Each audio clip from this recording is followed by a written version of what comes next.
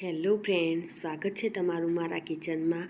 આજે હું તમારી સાથે શેર કરીશ ગુજરાતી દાળવડાની રેસીપી. આ દાળવડા આપણે ઈનો અને સોડા વગર બનાવીશું તો પણ એકદમ સરસ પોચા અને જાળીદાર બનશે. મારી રેસીપી તમને ગમતી હોય અને હજુ સુધી સબસ્ક્રાઈબ ન કરી હોય તો લાઈક, શેર અને સબસ્ક્રાઈબ કરજો. વરસાદમાં ખાવાની મજા આવે તેવા દાળવડા બનાવવાનું શરૂ કરીએ. તો તેના માટે આપણે 1.5 કપ જેટલી ફોતરાવાળી મગની દાળ લઈશું. ફોતરાવાળી દાળની જગ્યાએ તમે પીળી ફોતરા વગરની દાળનો પણ ઉપયોગ કરી શકો છો, પરંતુ આ દાળના વડા એકદમ સરસ બનશે. હવે આ દાળને આપણે પાણીથી સારી રીતે સાફ કરી લઈશું. 2 થી 3 પાણીમાં આપણે તેને સાફ કરી લઈશું અને સાફ કરી લીધા પછી આપણે તેને ઢાંકીને 4 થી 5 કલાક માટે રેસ્ટ આપીશું. 4 કલાક પછી દાળ સરસ એવી પલળી ગઈ છે અને દાણો આ રીતે જોઈએ તો સરસ એવો જુદો થઈ જાય છે. હવે આ દાળને આપણે સરસ રીતે મસળીને સાફ કરી લઈશું અને જેટલા ફોતરા નીકળે તેટલા આપણે તેના ફોતરા દૂર કરી લઈશું. તેમાં 3 થી 4 વખત પાણી ઉમેરીશું અને તેના ફોતરાને કાઢી લઈશું.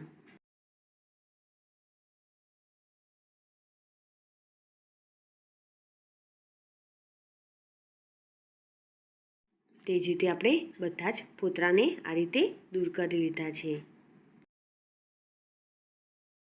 હવે આ દાળને આપણે ક્રશ કરી લઈશું. તો તેના માટે મિક્સર જાર લઈશું અને તેમાં દાળ ઉમેરીશું. તેમાં આપણે બિલકુલ પાણીનો ઉપયોગ નહીં કરીએ. હવે તેને ક્રશ કરી લઈશું.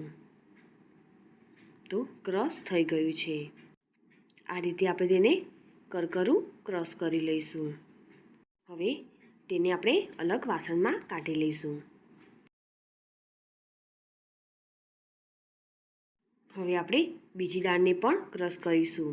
હવે તેમાં લીલા મરચાં અને આદુના ટુકડા ઉમેરીશું અને તેમાં દાળ ઉમેરીશું અને તેને ક્રશ કરી લઈશું. તીખાસ પ્રમાણે લાલ મરચાં અને 3-4 આદુના ટુકડા ઉમેરીશું.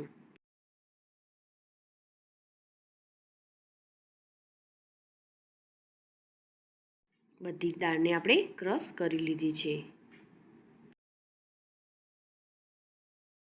હવે તેમાં સ્વાદ પ્રમાણે મીઠું ઉમેરીશું અને તેને મિક્સ કરી લઈશું. હવે તેને વિસ્કરની મદદથી એક જ ડાયરેક્શનમાં આપણે 5 થી 6 મિનિટ માટે ફેટી લઈશું. આ રીતે ફેટવાથી બેટર સરસ એવું હલકું થઈ જશે અને દાળવડા એકદમ સોફ્ટ બનશે.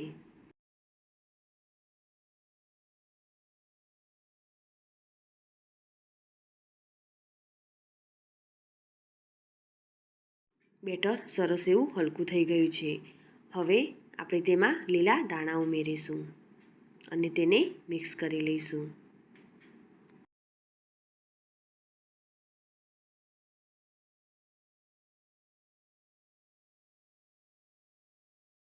હવે દાળવડા બનાવવા માટે આપણું બેટર રેડી છે.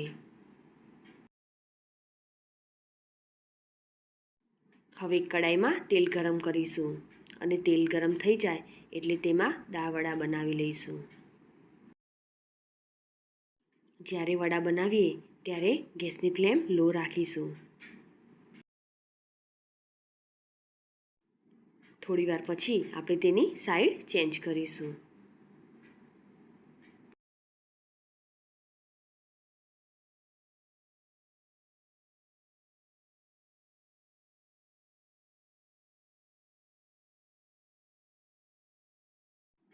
દાળવડા સરસ એવા થઈ ગયા છે.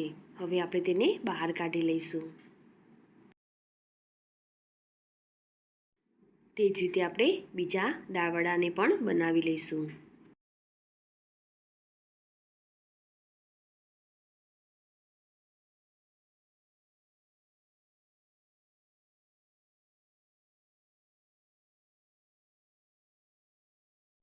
દાળવડા રેડી થઈ ગયા છે. હવે તેને આપણે બહાર કાઢી લઈશું.